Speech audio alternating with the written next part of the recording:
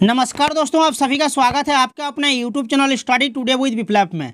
तो आज की इस वीडियो में हम 6 जुलाई को होने वाले वीकली टेस्ट के लिए क्लास 8 के हिंदी पेपर के लिए एक मॉडल सेट देखेंगे।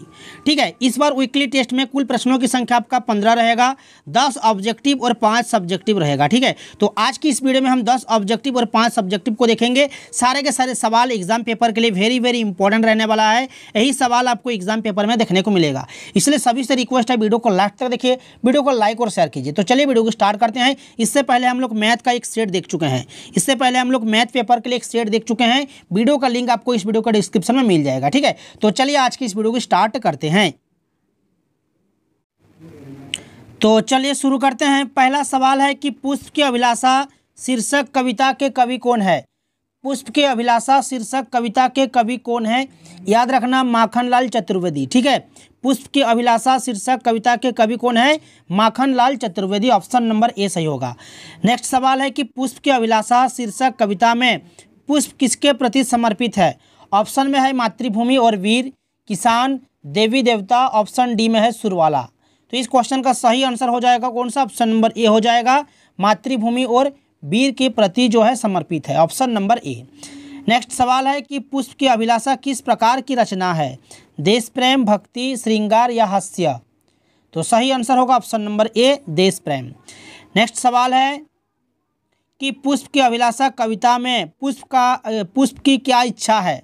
मातृभूमि के वीर सपूतों के पथ पर बिछना, मातृभूमि के लिए अपमान।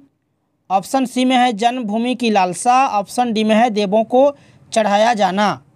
पुष्प की अभिलाषा कविता में पुष्प की क्या इच्छा है? मातृभूमि के वीर सपूतों के पथ पर बिछना। ऑप्शन नंबर ए आपका सही आंसर हो जाएगा। नेक्स्ट सवाल है प्रश्न संख्या 5 कि प्रेमिका को कौन ललचाना नहीं चाहता है? ऑप्शन में है मोती, पुष्प, प्रेमी, आभूषण।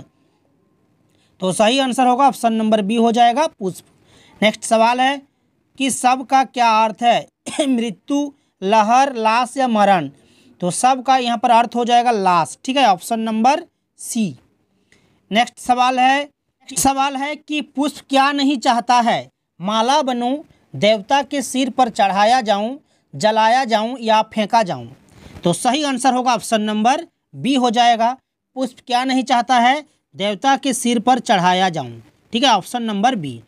नेक्स्ट सवाल है प्रश्न संख्या 8 कि लेखक की पत्नी ने तमाशा देखने के बाद छोटा जादूगर को क्या दिया? शरबत, खिलौने, रुपया या कंबल? लेखक की पत्नी ने तमाशा देखने के बाद छोटा जादूगर को क्या दिया था? रुपया दिया था। ठीक है, ऑप्शन नंबर सी आपका सही आंसर हो जाएगा। नेक्स्ट है कि लेखक की पत्नी ने छोटा जादूगर को कितने रुपये दिए? 2 रुपये, 3 रुपये, 1 रुपये या 5 रुपये? तो 1 रुपये दिए थे। ठीक है, ऑप्शन नंबर सी आपका सही आंसर हो जाएगा। नेक्स्ट सवाल है कि छोटा जादूगर अपनी माँ के लिए क्या खरीदा था? मिठाई, समोसा, चादर या कंबल? छोटा जादूगर अपनी माँ के लिए कंबल खरीदा था। ठीक है, कंबल। ऑप्शन नंबर डी आपका सही आंसर हो जाएगा। देखिए एग्जाम पेपर में 10 ऑब्जेक्टिव आपको देखने को मिलेगा। ठीक है, यहाँ पर मैं 2 एक्स्ट्रा लेकर आया हूँ आप लोगों के लिए। तो प्रश्न संख्या 11 में है कि बाबूजी जेल में है, यह कथन किसका है? छोटा जादूगर का। ठीक है, बाबूजी जेल में है, यह कथन किसका है? छोटा जादूगर का। ऑप्शन नंबर बी सही होगा। नेक्स्ट सवाल है लास्ट है कि कौन रूठने लगा था? भालू, बंदर, बिल्ली या गुड्डा? कौन रूठने लगा था? याद रखना बिल्ली ने। ठीक है, ऑप्शन नंबर सी आपका सही आंसर हो जाएगा। चलिए अब बढ़ते हैं सब्जेक्टिव की ओर। पहला सब्जेक्टिव है कि पुष्प की अभिलाषा कविता में पुष्प के द्वारा क्या अभिलाषा व्यक्त की गई है? पुष्प की अभिलाषा कविता में पुष्प के द्वारा क्या अभिलाषा व्यक्त की गई है? देखिए प्रस्तुत कविता में पुष्प की अभिलाषा है कि उसे मातृभूमि के लिए प्राणोत्सर्ग करने वालों के पद पर ही डाला जाए, उसे अपने अन्य उपयोग की कोई इच्छा नहीं है। ठीक है, प्रस्तुत कविता में पुष्प की अभिलाषा है कि उसे मातृभूमि के लिए प्राणोत्सर्ग करने वालों के पद पर ही डाला जाए, उसे अपने अन्य उपयोग की कोई इच्छा नहीं है।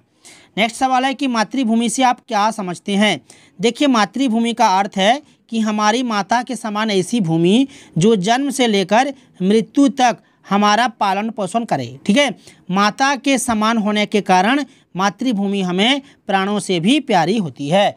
मातृभूमि का अर्थ है हमारी माता के समान ऐसी भूमि जो जन्म से लेकर मृत्यु तक हमारा पालन पोषण करे। माता के समान होने के कारण मातृभूमि हमें प्राणों से भी प्यारी होती है। इस प्रकार से इसका उत्तर आपको लिखना है। नेक्स्ट सवाल है कि कविता में पुष्प किन किन चीज़ों की चाह नहीं करता। इस कविता में पुष्प को न तो रूपसी अप्सराओं के गहनों में गूंथे जाने की चाह है और न ही प्रेमी की माला बनने की चाह है। पुष्प को महान सम्राटों और महान लोगों के सब पर श्रद्धा सुमन के रूप में अर्पित किए जाने की भी चाह नहीं है और न तो और उसे देवी देवताओं के सर पर चढ़कर अपने भाग्य पर गर्व करने का भी चाह नहीं है। ठीक है, तो इस प्रकार से आपको इस क्वेश्चन का आंसर लिखना है। ठीक है, इसका उत्तर आप लोग याद कर लीजिएगा, पढ़ लीजिएगा, या तो स्क्रीनशॉट ले लीजिएगा, बाद में पढ़ लीजिएगा। ठीक है, फिर से। और चलिए नेक्स्ट क्वेश्चन की ओर आगे बढ़ते हैं। नेक्स्ट सवाल है कि मनुष्यों की भीड़ से जाड़े की संध्या भी गर्म हो रही थी। मनुष्यों की भीड़ से जाड़े की संध्या भी गर्म हो रही थी। यह पंक्ति लेखक ने किस संदर्भ में लिखा है। लेखक ने यह पंक्ति कार्निवाल के मैदान में भारी संख्या में उमड़ी भीड़ को दर्शाने के लिए लिखा है। लोगों में कार्निवाल के प्रति गजब का उत्साह था। सब अपने तरीके से कार्निवाल का आनंद उठा रहे थे। जाड़े की संध्या अत्यधिक ठंडी होती है, किंतु मनुष्यों की भीड़ से ठंड दूर भाग रही थी और जाड़े की संध्या गर्म हो रही थी। नेक्स्ट सवाल है कि लेखक उस 13-14 वर्ष के लड़कों को आश्चर्य से क्यों देखने लगा। लेखक ने 13-14 वर्ष के लड़के को आश्चर्य से क्यों देखने लगा। लेखक उस 13-14 वर्ष के लड़के को आश्चर्य से देखने लगा क्योंकि लड़के ने स्वावलंबन और मातृभक्ति की भावना दिखाई दी। ठीक है, और लेखक से कहा था कि तमाशा देखने नहीं दिखाने निकला हूँ।